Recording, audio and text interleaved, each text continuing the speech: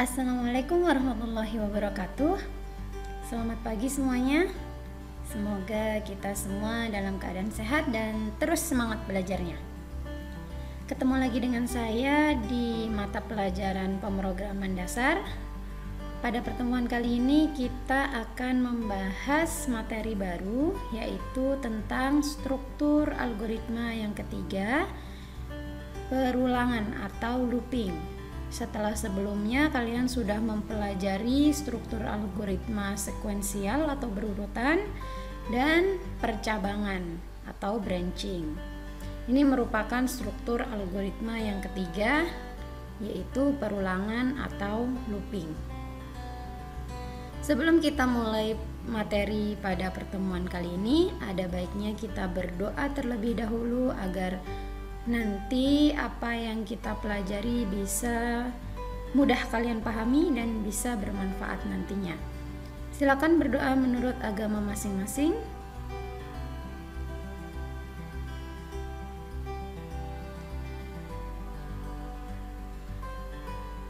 Terima kasih, bisa diakhiri. Kita langsung saja ke materi perulangan atau looping.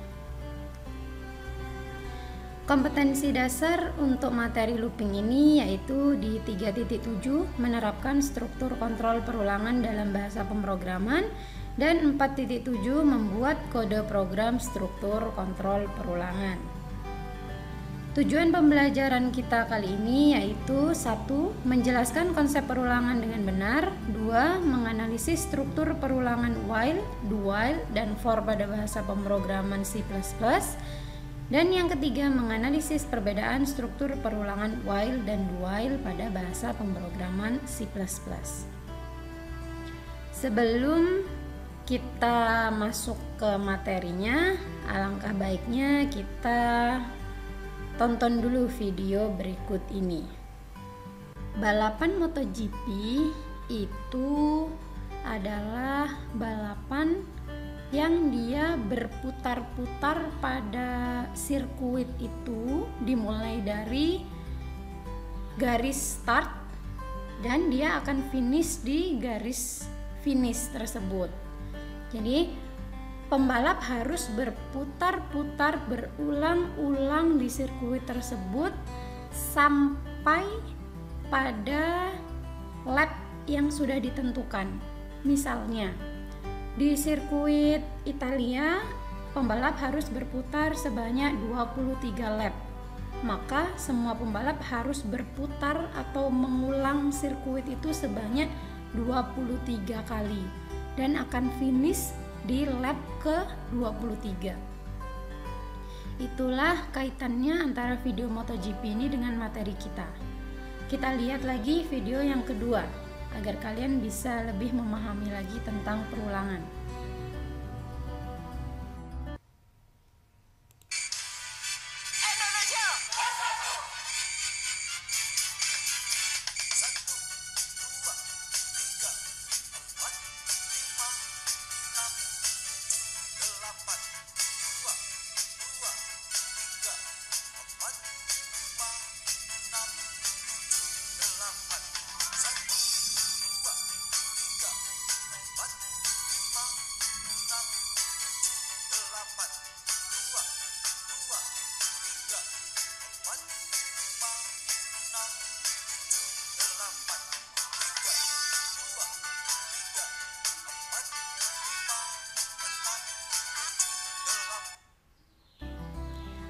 Oke, video yang kedua ini bisa kalian lihat, ini merupakan video senam.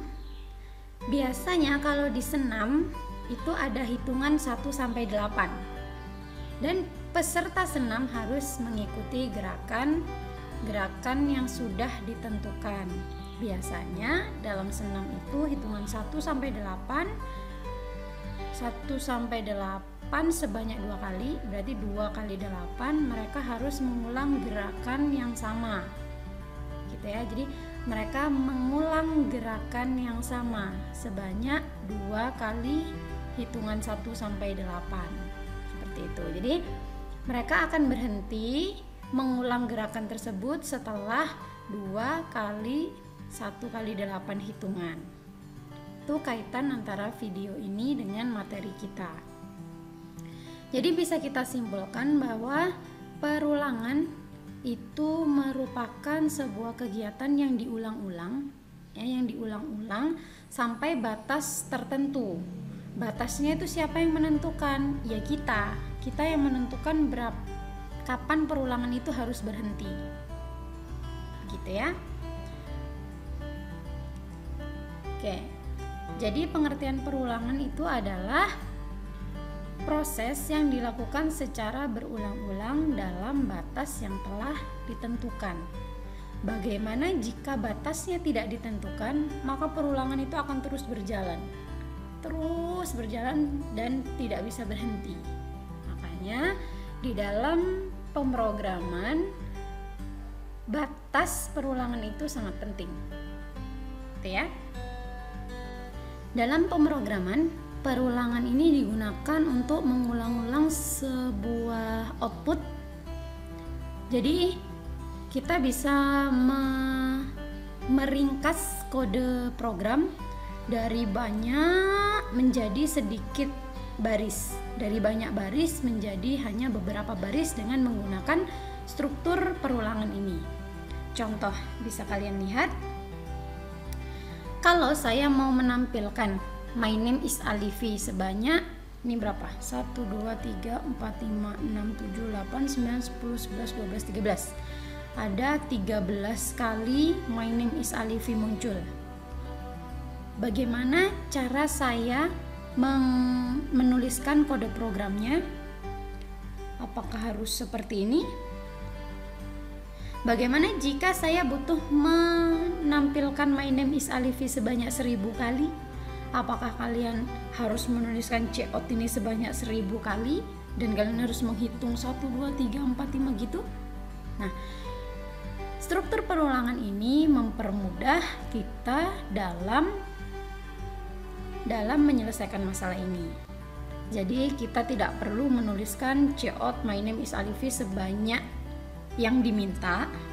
Jadi kita bisa hanya menggunakan beberapa baris saja seperti ini. Ini menggunakan perulangan for. Jadi di sini outputnya adalah my name is Alifi sebanyak 20 kali. Tapi bisa kita tuliskan hanya dengan 1, 2, hanya dengan 2 baris kode saja. Bagaimana kalau saya mau 1000 kali tampil? Maka kita tinggal mengganti yang ada di sini. Mengganti yang ada di sini. Ganti aja 20-nya jadi 1000, maka dia akan tampil 1000 kali. Bagaimana kalau mau menampilkan 10.000 kali? Ya, tambahin aja 10.000 kali. Dia akan otomatis outputnya menyesuaikan dengan kode ini. Ya, ini salah satu jenis kode perulangan. Nanti ada beberapa kode untuk perulangan selain for. Saya ulangi lagi, jadi perulangan ini digunakan untuk menampilkan output yang memang harus diulang-ulang. Seperti ini. Oke. Perulangan dalam bahasa C++, ya tadi yang dicontoh itu for. Selain for ada lagi while, ada do while, dan ada nested for. Nested for ini adalah for di dalam for. Kalau kemarin kita belajar nested if atau percabangan bersarang, nah kalau nested for ini adalah perulangan bersarang. Itu ada for di dalam for. Ada 3 istilah di dalam perulangan yang harus kalian pahami. Yang pertama adalah inisialisasi. Inisialisasi ini merupakan penentuan nilai awal. Jadi perulangannya itu mau dimulai dari berapa, itu inisialisasi. Biasanya dimulai dari 0 atau 1. Yang kedua yaitu kondisi. Kondisi ini merupakan batas di mana perulangan akan berhenti. Jadi Kondisi ini sangat penting dalam perulangan. Kalau kondisinya salah, maka nanti perulangannya tidak bisa berhenti. Yang ketiga adalah iterasi. Iterasi ini merupakan penambahan atau pengurangan secara runtut dalam sebuah perulangan. Nanti dalam iterasi itu ada yang namanya operator increment dan operator decrement. Jadi iterasi inilah yang nanti akan dia bertambah secara runtut. Kalau kita kembali ke contoh kode for yang tadi, kita lihat kalau kita menggunakan kode for ini, maka di sini A sama dengan 0 ini merupakan inisialisasi, perulangannya dimulai dari 0 ya. Kemudian A kurang dari 20 ini merupakan kondisi batas akhir perulangan itu harus berhenti, dan A++ ini merupakan iterasi. Jadi tadi saya sebutkan operator increment dan decrement. Operator increment itu yaitu A++ ini plus, kalau decrement nanti ada yang min-min. Kalau kita menggunakan min-min jadi nanti hitungannya ke bawah, kalau plus nanti dia hitungannya ke atas. Seperti itu. Jadi inilah yang dinamakan inisialisasi, A sama dengan 0. Ini dinamakan kondisi A kurang dari 20. Kemudian A++ ini yang dinamakan iterasi. Ini untuk yang perulangan for. Kita lanjut ke sintaks perulangannya sekarang. Untuk sintaks perulangan while, jadi perhatikan inisialisasi berada di awal, inisialisasi titik koma, kemudian ada while, dan di dalam kurung while itu ada kondisi, buka kurung kurawal, kemudian di sini statementnya, dan di sini iterasinya, dan tutup kurung. Kalau do while, perhatikan di sini inisialisasi tetap di awal sama, kemudian di sini bedanya do, kemudian buka kurung kurawal, statement, kemudian iterasi, tutup kurung, dan while-nya ada di belakang, kondisinya ada di akhir. Kalau while kondisinya ada di pertama, kalau do while dia do dulu, while-nya ada di while kondisinya ada di akhir. Ya, sintaks perulangannya. Kalau diterjemahkan ke dalam flowchart nanti jadinya kalau while itu gini ya, start kemudian ke inisialisasi, kemudian dia masuk ke kondisi. Jika kondisinya benar, maka dia akan menjalankan statementnya. Kemudian dia jalankan iterasinya. Dari iterasi ini dia naik lagi ke kondisi. Dicek lagi kondisinya benar atau salah. Jika benar dia mengulangi ini lagi, ulang ke atas lagi. Jika kondisi benar dia ke bawah lagi. Nah, dia akan berhenti sampai kondisinya bernilai salah. Jika kondisinya salah, dia akan langsung ke end, selesai. Begitu kalau while. Kalau do while di sini dimulai dari start, kemudian inisialisasi. Nah, di sini bedanya. Di sini dia statement dulu, kemudian dia iterasi, kemudian dia baru masuk ke kondisi, karena tadi do while itu kondisinya di akhir. Kalau kondisinya benar, dia akan ulang lagi statementnya, masuk ke iterasi, dan cek lagi kondisinya. Kalau kondisinya benar, dia akan ulang lagi. Kalau benar, dia akan ulang lagi sampai kondisi itu bernilai salah. Kalau kondisinya salah, maka dia akan end. Itu bedanya. Jadi kalau while itu karena kondisinya di atas, ketika kondisinya itu sudah salah, sudah bernilai salah, maka dia akan langsung end. Statement ini tidak akan pernah muncul. Jadi cout-nya itu tidak akan pernah tampil. Tapi kalau do while, karena dia statementnya duluan, maka dia akan tampil dulu satu kali. Dia akan tampil dulu satu kali, kemudian kalau kondisinya salah, maka dia langsung end. Jadi kalau while itu kalau kondisinya salah dia tidak akan keluar sama sekali, tapi kalau do while meskipun kondisinya salah dia masih sempat keluar statementnya sebanyak satu kali. Itu bedanya while dan do while. Untuk sintaks perulangan for dan nested for, berikut yang for ada di sebelah kiri. Untuk for ini, inisialisasi, kondisi, dan iterasi berada di dalam satu baris yang sama, dalam satu kurung. For ini lebih simpel penulisannya, biasanya memang lebih sering digunakan oleh beberapa programmer. Ini hanya for, buka kurung, inisialisasi, kondisi, iterasi, kemudian statement. Untuk nested for, ini sama dengan nested if yang sudah kita pelajari di percabangan, yaitu bersarang. Kalau nested if berarti percabangan bersarang, kalau nested for berarti perulangan bersarang, yaitu ada for di dalam for. Jadi kalian perhatikan ini kurungnya. Kalau kita belajar tentang bersarang, itu maka perhatikan kurungnya.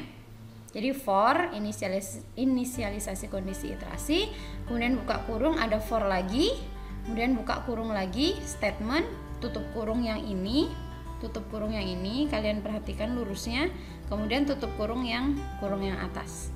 Itu kalau kita belajar bersarang. Nanti di praktikum kita akan pelajari lebih lanjut.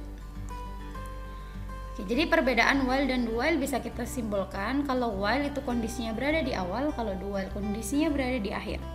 Kalau while, pengecekan kondisinya dilakukan di awal, sehingga jika kondisinya salah maka statementnya tidak akan dijalankan sama sekali.